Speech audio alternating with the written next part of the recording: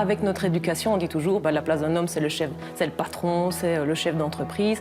La femme reste peut-être en second rôle. Je n'ai jamais senti le fait de ne pas avoir ma légitimité en tant que femme, pas du tout.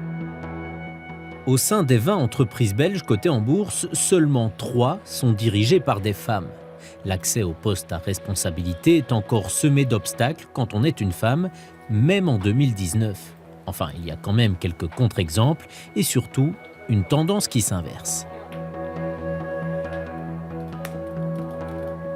Nous sommes dans les locaux de l'entreprise de construction Bajart dans la région de Namur.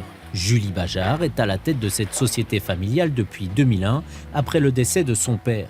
Une évidence pour elle qui a baigné dans le milieu toute son enfance, mais face au personnel, elle a dû se faire une place. Au départ, ils ont peut-être eu peur. C'était pas évident d'arriver dans des réunions de chantier où il fallait prendre position, prendre des décisions face à un auteur de projet ou un maître d'ouvrage. Mais à chaque fois, je me faisais accompagner de la personne concernée par le chantier. Donc je ne prends jamais une décision seule. J'aime me baser sur les avis de chacun pour faire mon opinion. Et puis après, on décide ensemble. Rencontre avec une autre Julie. Julie Delforge est associée chez Deloitte, responsable de l'audit. Une place légitime pour elle, où d'ailleurs elle n'a pas eu besoin de s'imposer. Car pour gérer une équipe, contrairement aux clichés, pas besoin d'avoir de la poigne. On n'est plus du tout dans un style de leadership par l'autorité.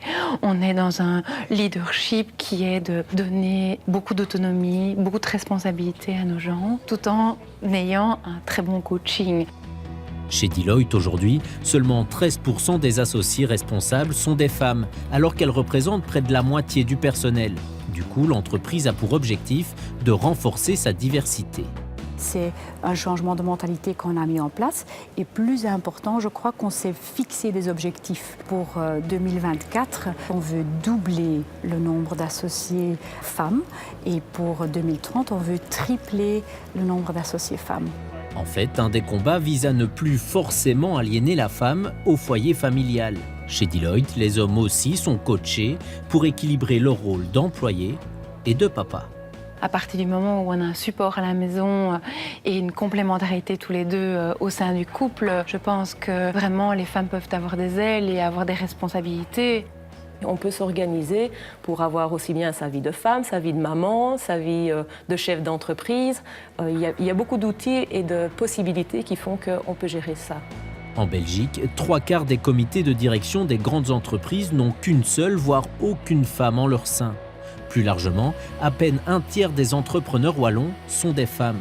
Et cela peut s'expliquer par notre société qui bride la confiance de la gente féminine. Certaines femmes ont peut-être moins la confiance à se promouvoir elles-mêmes, alors que pour des hommes, parfois, s'ils ont déjà 60% des compétences présentes, ils sont peut-être plus confiants à se proposer pour une promotion, par exemple. Je ne pense pas que j'aurais eu le caractère de travailler pour un employeur, donc je suis bien à ma place, j'aime être indépendante, prendre mes décisions, ce qui veut dire aussi prendre des risques, avoir des échecs, rebondir, réussir et puis progresser. Et pourquoi ne pas faire comme la Norvège, qui impose 40% de femmes au sein des conseils d'administration de toutes les entreprises privées ?